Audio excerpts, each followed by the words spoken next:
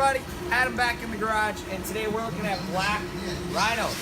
And we are going to be taking a look at the Armories. These are going to be 17 by 9x5, negative 18 offset, coming in at a gun black finish. I'm actually pretty darn excited to see what this looks like, so without further ado, I'll give you guys an idea of what that would look like, because I'm not going to put it all together. That is what it would look like. Armory, 2 bolts for you to screw in this faceplate. And then the fun part of unwrapping that and peeling off the sticky. So, very aggressive military look.